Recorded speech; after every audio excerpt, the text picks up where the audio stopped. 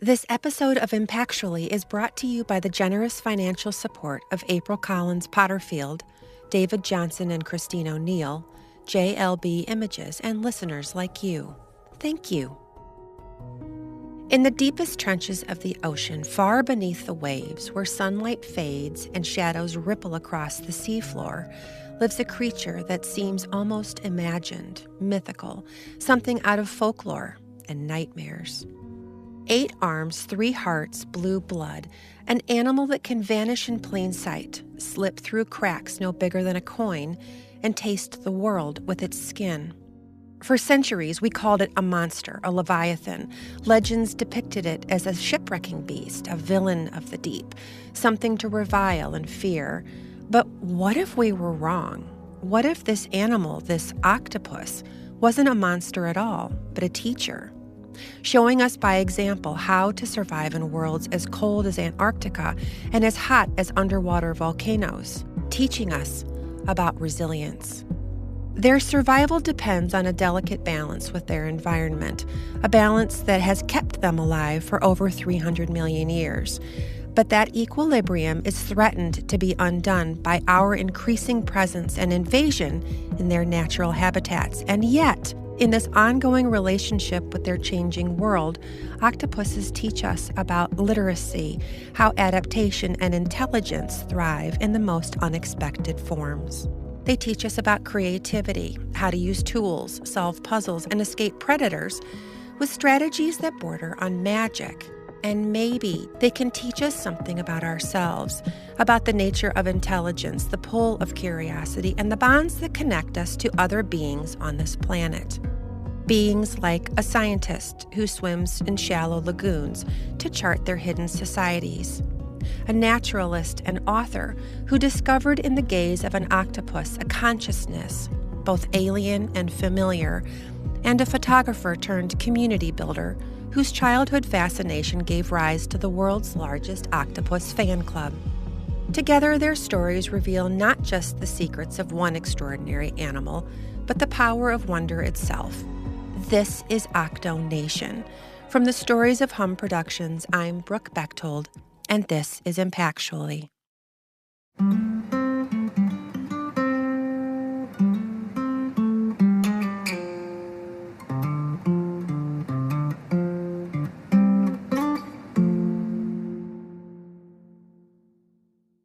Warren Carlyle was 7 years old when he took a field trip to his local aquarium. For the rest of the kids, it was just a day away from their San Antonio elementary school, a chance to press their faces against the glass and move on. But for Warren, it was different.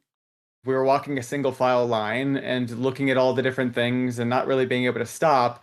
And I was like, I can't really see anything. And so I just dropped to the back of the line and did my own little aquarium tour by myself and ended up in front of an octopus exhibit. Standing there in the dim light, he locked eyes with a creature that seemed to be looking back, its black circular eyes observing all of Warren, just like Warren was observing all of it. In that instant, something shifted, a moment so small, and yet it would change the course of his life forever. And just remember it having a really profound effect on me from the standpoint of the octopus seemed to be following me and following my eyes. And it was weird at the time because I was like, this animal is communicating or trying to express something. You can tell there's like this sentience. There's something going on in there. Growing up in a loud house with 7 siblings, Warren often escaped into his own private corners, focusing on whatever captured his attention. He was diagnosed with ADHD and autism at a young age, which meant his mind worked in superhero loops of curiosity.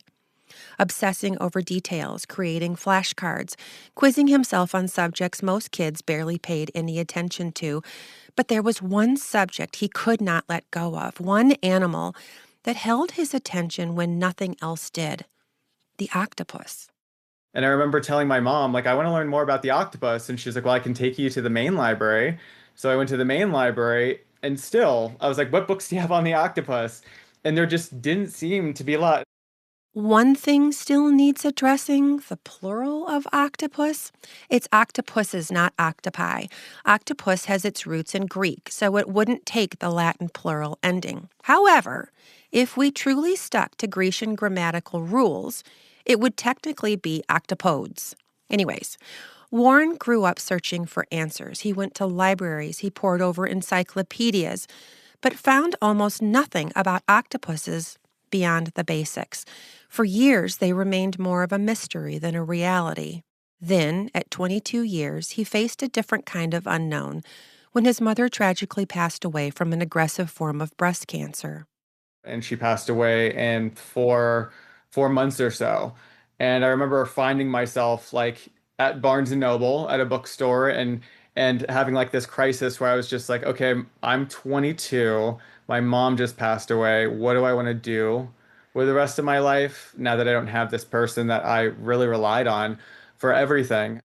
Standing in the magazine aisle, Warren wanted to get as far away from San Antonio as imaginable, and fast. He decided he was going to move to the Big Apple, and he was going to do it his way, as a fashion photographer. I started strategically adding photographers on Instagram and reaching out to them via DM and just saying, "Hey, I'd really love to intern for you. I can make sure that you're getting behind the scenes shots. I could make sure that you're that everything's set for photo shoots." And I just came up with this list off the top of my head. And I'm sure these photographers were like, "Who is this person who's like reaching out to me randomly?" But I just kept pursuing that. It wasn't long before Warren was on a plane to New York City.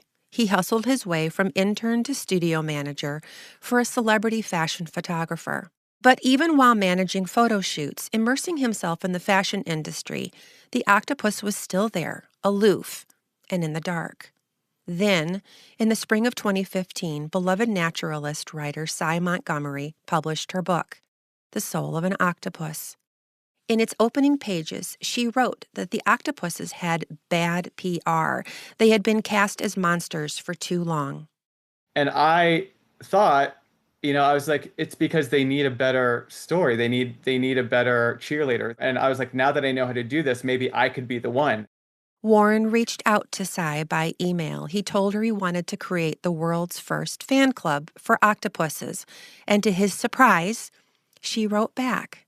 And she was just like, I'm not technically savvy at all. She goes, but I will give you that torch and you can ride into the sunset, with this fan club.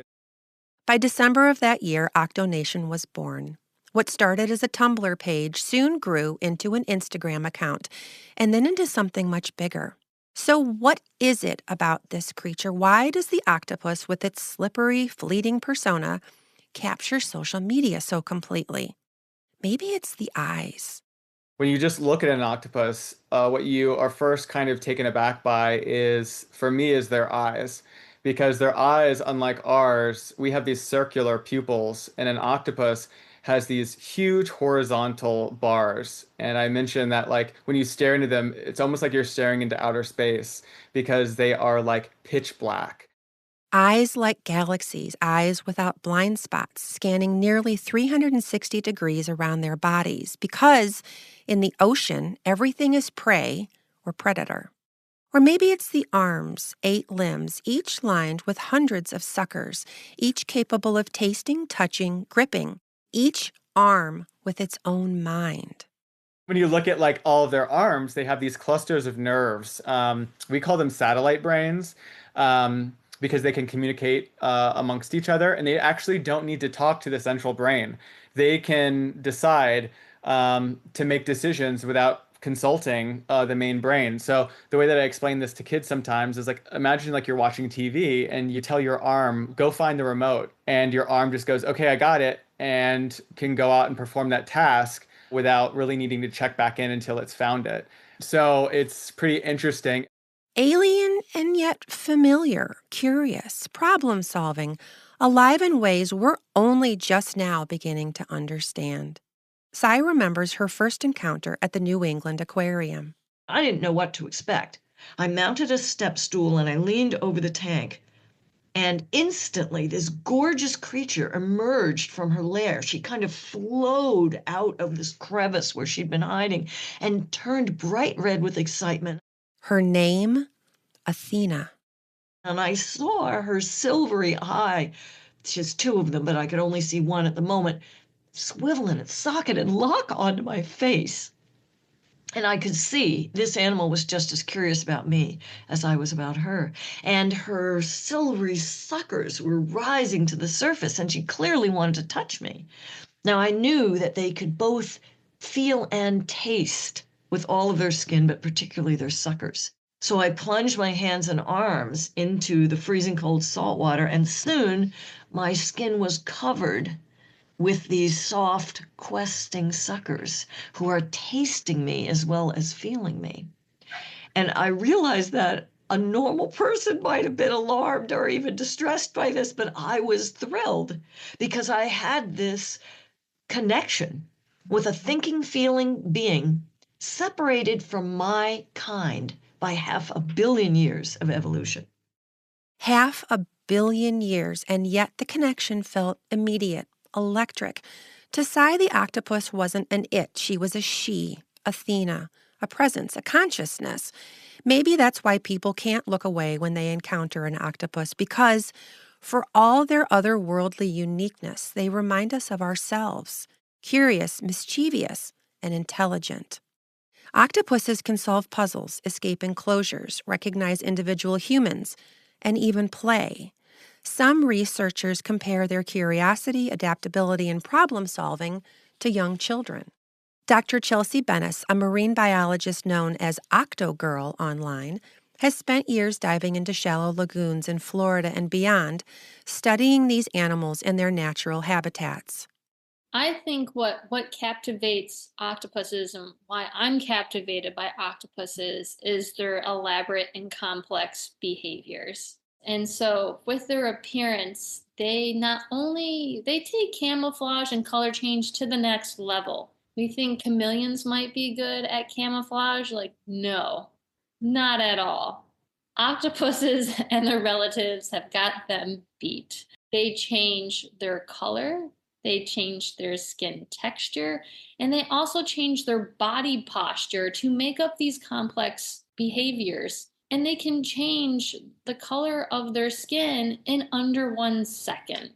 Across myths and movies, the octopus has always been cast as the monster. But to those who have met them, studied them, written about them, they're something else entirely. They're a neighbor, a teacher, a mirror in the water. And the more you learn about octopuses, the stranger and more astonishing they become. Each species is like a different chapter in a book of superpowers. Take the blanket octopus, a superhero with a shimmering cape.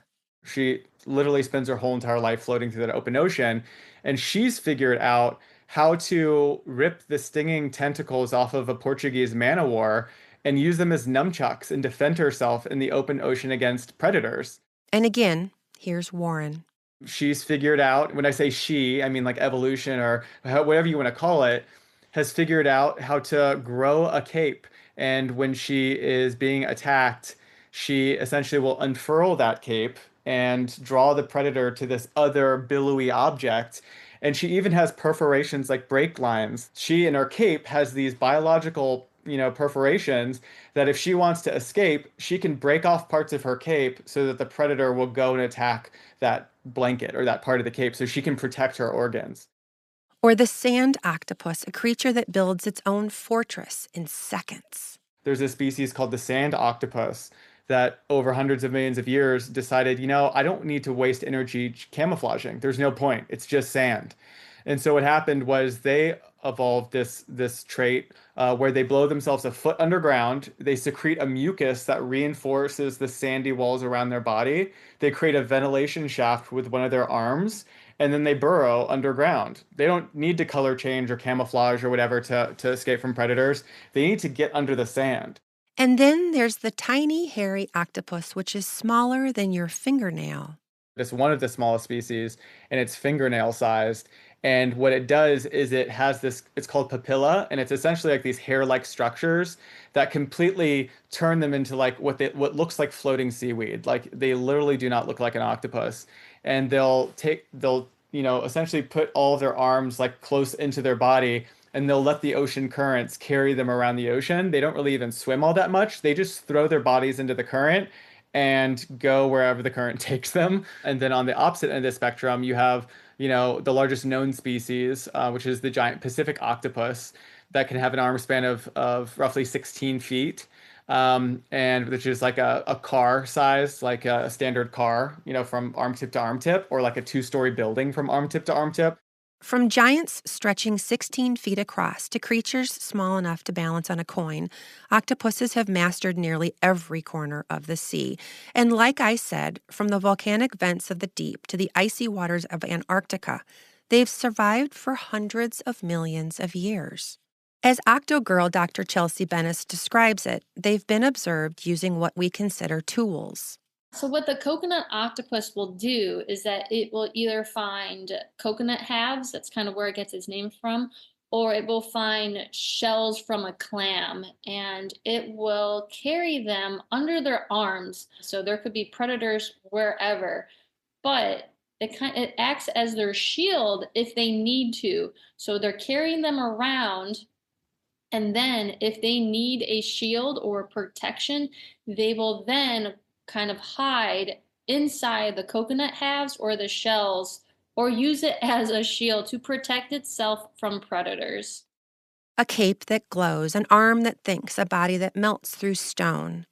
The octopus is nature's magician, escape artist, and shapeshifter. But beyond the science, beyond the tricks, lies something even more powerful, an emotional behavioral kinship to humans. Even though their brains are structured entirely different from ours and we are distant on the evolutionary tree, octopuses have developed remarkable intelligence, problem-solving skills, and even personalities, showing that complex minds can emerge in many forms of life, not just mammals. If such a distant creature can feel, learn, and even bond, then perhaps consciousness is more widespread in the natural world than we once thought.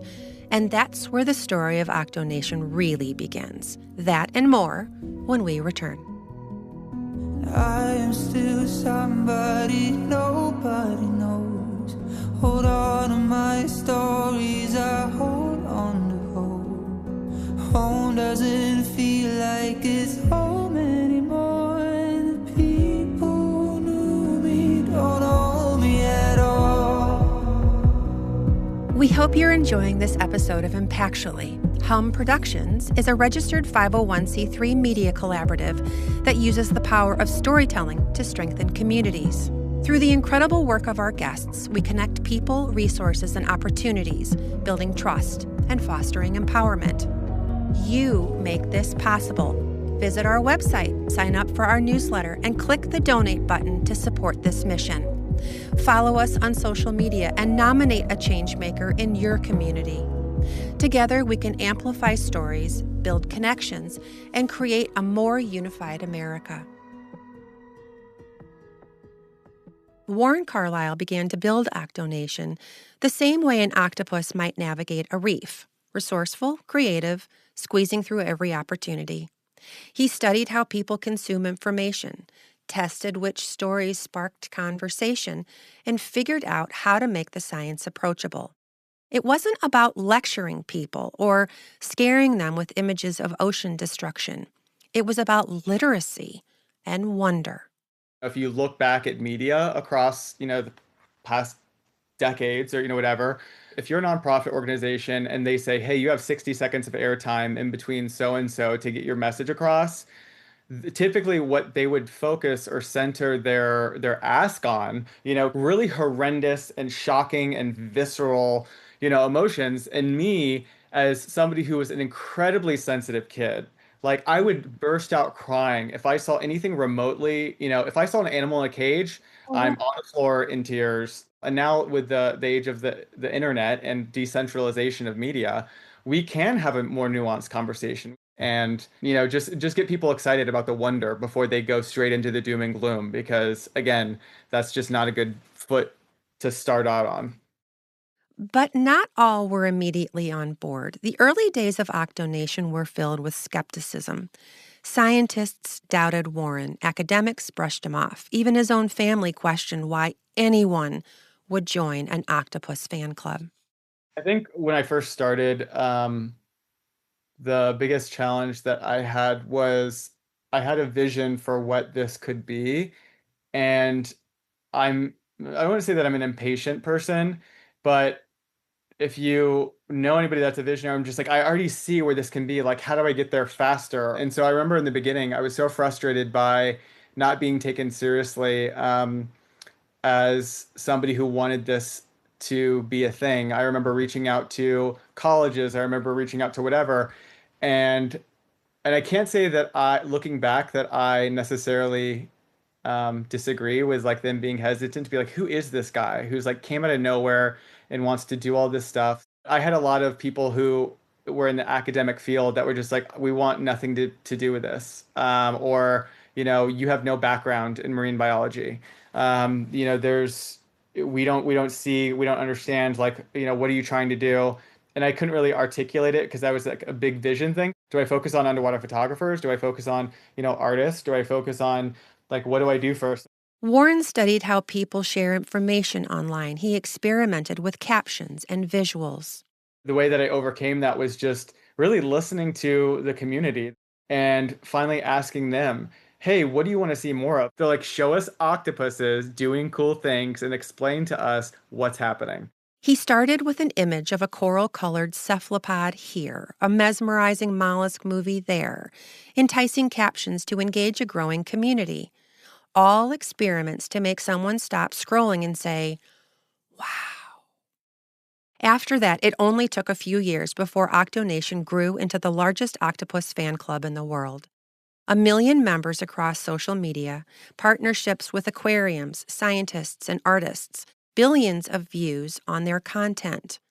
Sy Montgomery watched it unfold with amazement. I think the spirits of the octopuses who I wrote about in The Soul of an Octopus, I think the survival of their souls is testified to in the existence of OctoNation. That even though the octopuses I wrote about, as you know, octopuses don't live that long. Giant Pacific octopuses only live 3 to 5 years. But their souls did not vanish. And they went out into the world and found people like Warren Carlyle, who were so moved by, the individuality, the incandescence of their personalities. And I think that is just a great testament to what even we mere humans can do in the world, and how we don't even know how far our power to transform the world may extend.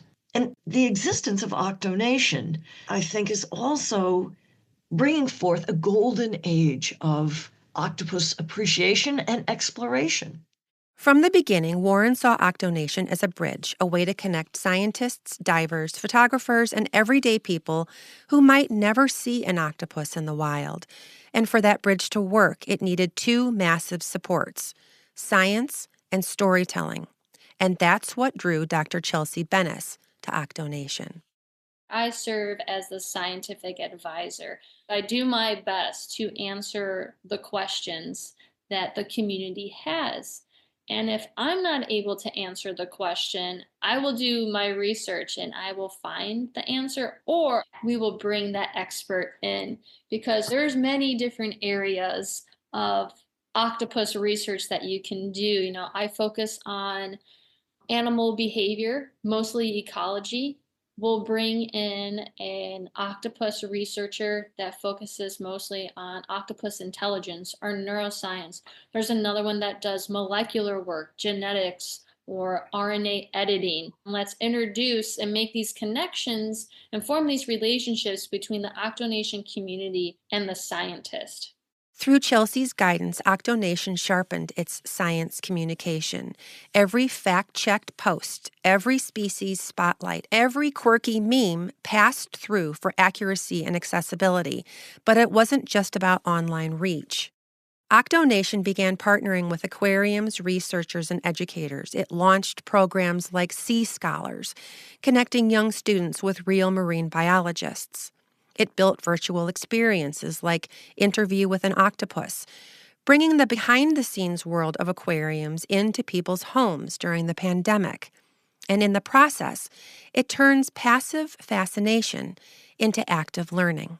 When I talk to a scientist who's really interested in getting their message across, it's almost like it has to go through a filter where I'm like, well, if you want to actually have your research make an impact, this is the way. It has to go through a filter of this is how people are going to understand it, so that we can make sure that what we're putting out is scientifically accurate, but also that it's going to paint the octopus or put somebody in a position where if they're at a coffee shop, they'll be like, you know what, I learned something on OctoNation today, and they can actually talk about it.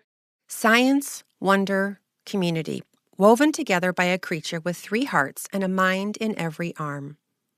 OctoNation isn't just educating people about octopuses. It's changing the way we think about the ocean itself from a literacy perspective. For centuries, the ocean was as mysterious as it is deep. Even today, we know more about the Earth's moon than we do about our own oceans. But OctoNation has been rewriting that story, not with fear, not with doom, but with awe and a hunger to know more. It's a heroic undertaking that Warren is driving.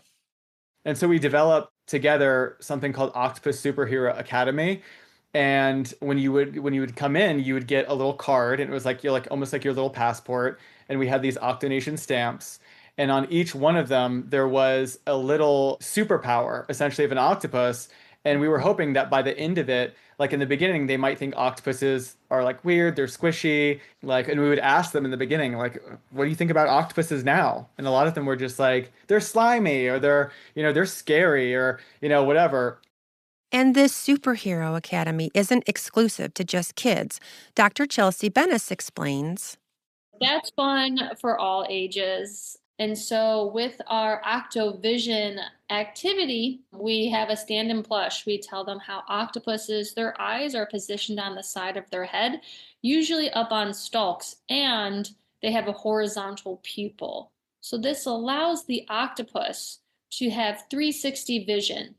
And so we like to relate it to something that they may be familiar with, like their iPhones with a panoramic camera. That's pretty much the octopus's vision all around it. And what we use, spy glasses. So we'll have the guest, kids, adults, teenagers put on the spy glasses that have little mirrors on the sides so you can see behind you. So you have octovision with the spy glasses on. So I say with the spy glasses on, like, try sneaking up on an octopus. There's no way you can do it. So octopuses scan their environment to find areas where they'll find food or to make sure the area is clear of predators. So we have printed out different predator cards or different prey cards. And what we'll do is we'll stand behind the person that has the octovision glasses on. So then they can see if it's a predator or if it's a prey, if they need to hide or if they need to forage and feed. And then we'd stamp them, they'd go on to the next one. And we discovered that by the end of it, the kids were like, the octopus is so cool. The octopus is my favorite animal. For children who might never set foot in the ocean, the octopus was becoming a superhero, something to admire, to befriend, and not fear. And for adults, OctoNation offered something just as powerful, connection, a way to see the ocean not as a distant, doomed place, but as a living world full of extraordinary neighbors that requires care.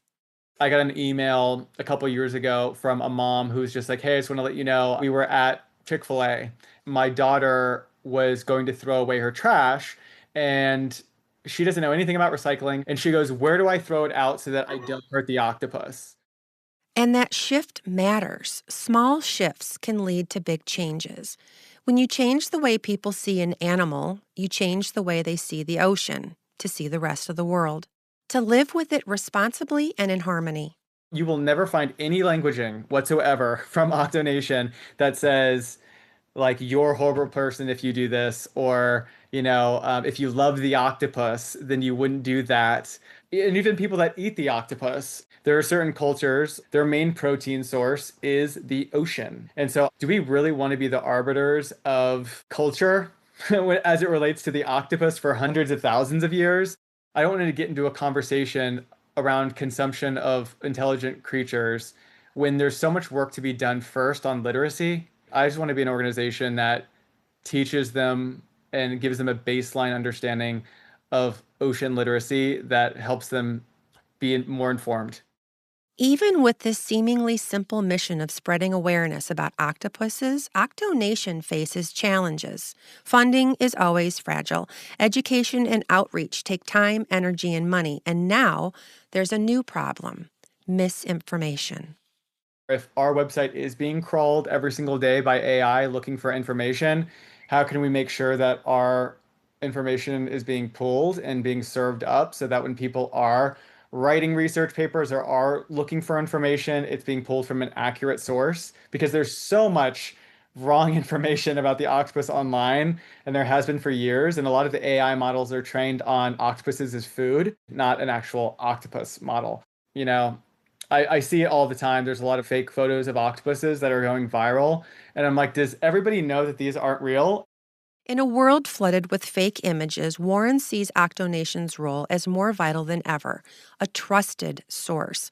One of their biggest projects is Octopedia, an online field guide for octopus species. One of the biggest things with Octopedia, we get hit up all the time and asked, what species of octopus is this? There's not a comprehensive field guide of octopus species online. It doesn't exist. Like the Audubon Society has these books of birds that are beautifully categorized and that have descriptions and whatever. I was like, there's nothing that's equivalent to that for an animal that's been on this planet for hundreds of millions of years.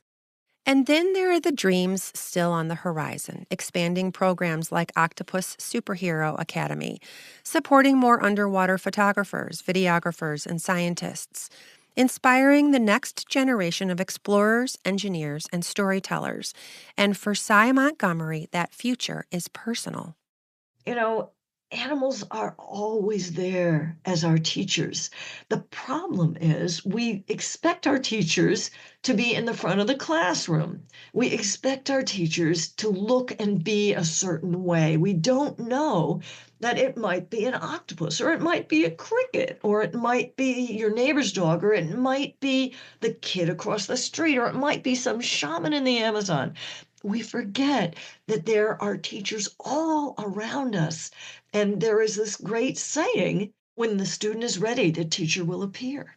And we have to trust that the teacher will appear and to be ready to recognize those teachers. And that is one of the things that animals have shown me. The challenges are real, the obstacles are constant, but just like the octopus, OctoNation adapts, shifting in shape, finding openings, because at the end, this isn't just about one animal. It's about reimagining how we tell the stories of the ocean. The octopus has survived for over 300 million years. Through mass extinctions, shifting oceans, and endless predators, octopus have adapted, evolved, and endured. Maybe that's why it captures us so deeply, because in its resilience and the drive to survive, we see a reflection in ourselves. For Sy Montgomery, she remembers one of those lasting memories with a giant Pacific octopus named Octavia, who was the last link in a long genealogical chain. I don't know how old Octavia was when I met her, but I knew her for certainly 2 years. And we had a really intense relationship through all kinds of big events in her life, including her laying eggs. And her eggs were infertile because there was no Mr. Octopus to fertilize the eggs, but she had no way to know that. So she tended them assiduously, the same way that her mother had tended the eggs that yielded her. And her mother before her and her mother before her, stretching back hundreds of thousands of years. So it was a very beautiful thing to see her do this.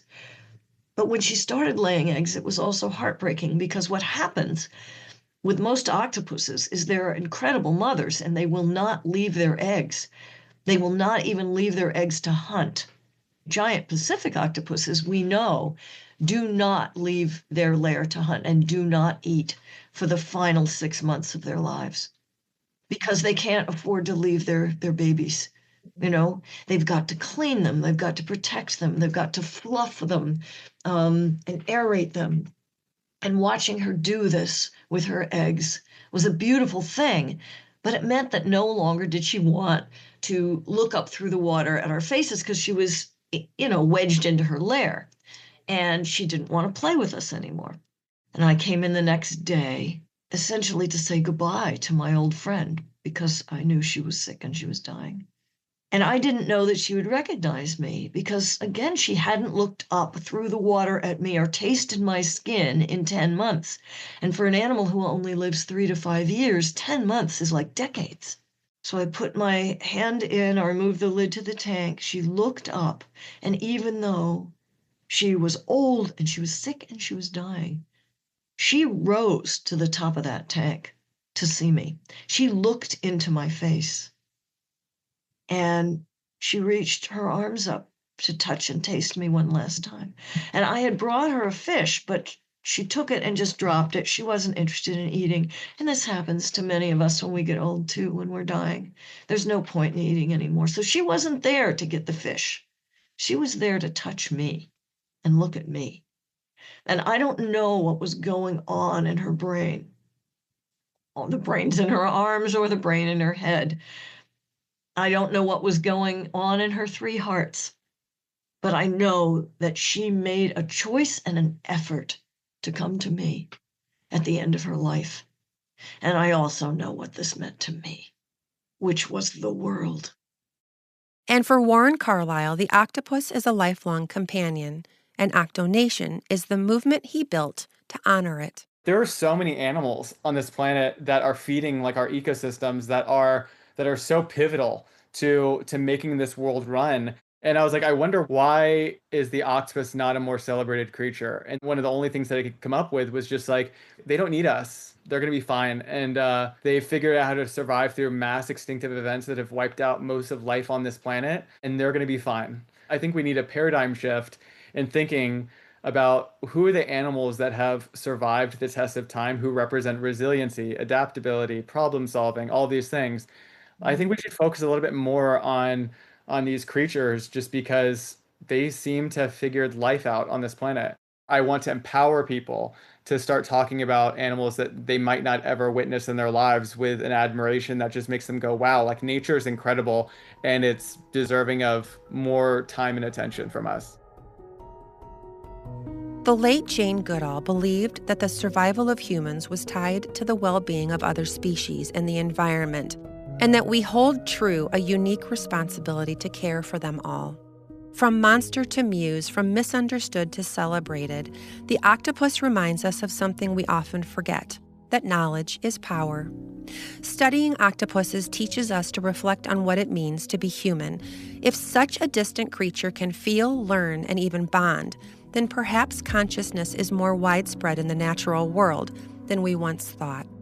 Through books and science, art and community, and through OctoNation, we know that connection to creatures so unlike ourselves is possible, and that sometimes the smallest spark, a child at an aquarium staring into a pair of worldly eyes, can grow into a movement that changes the way we see the world. If this story moved you, there are ways to keep it alive. Visit OctoNation.com to dive deeper into their work, explore Octopedia, join their community, or support the scientists and educators bringing the octopus into classrooms and living rooms around the world. Follow OctoNation on social media, where every day millions of people are discovering new superpowers of the octopus. And most importantly, share what you've learned.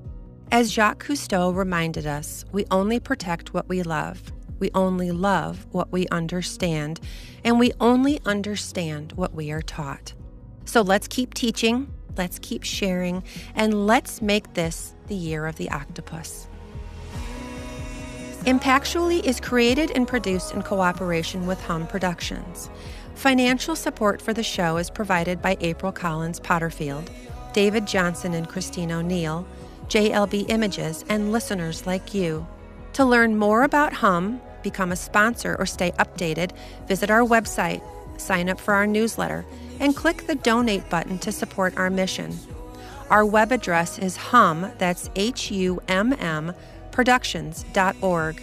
We'd like to thank Kyle Michael Miller of Cleveland, Ohio, for introducing us to OctoNation and for nominating this episode. We'd like to extend our sincerest thanks to our guests, Warren Carlyle, Dr. Chelsea Bennis, and Sy Montgomery. You can find more information about them and the work that they do at octonation.com and in our show notes. A very special thanks to the band Lonely Parrots for sharing their song, The Ghost I Called, from their LP Nomad. Songwriting credits by Max Embers and Rachel Siegel. It was produced by Max Embers and mixed by Jamie Estelella. We have a link to their website and social media in our show notes, and their music is available on all major streaming platforms. And our team, Christine Murdoch, senior producer and editor, Jacob Motz, head writer, Sonia Yao Berg, production coordinator, sound engineering by Aaron Griffin, Andrew Sachs for our original music, Hum Operations, Michelle Sheedy and Jack Bechtold, Richard Cassis of Spark Inc. for Impactually's digital artwork, marketing and social media support provided by Agency LMC, accounting services provided by Double Decker CPA. Special thanks to the Hum Productions Board of Directors and Mentors for their leadership and dedication to our mission. And I'm Brooke Bechtold, executive producer, creator, and host. Subscribe and listen to us on iTunes, Spotify, or wherever you get your podcasts. Leave a review on Apple Podcasts or on Spotify. We really appreciate it as it helps others find us too. We would love to hear from you, so send us an email or find us on social media, just like Kyle did. Pitch us ideas about people who you think would be great to have on our show. Maybe it's even you. We'll be back soon with another extraordinary episode. Everyone has a story. Share.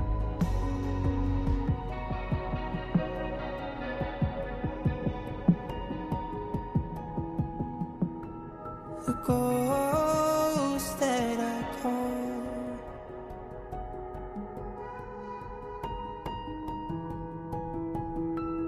the ghost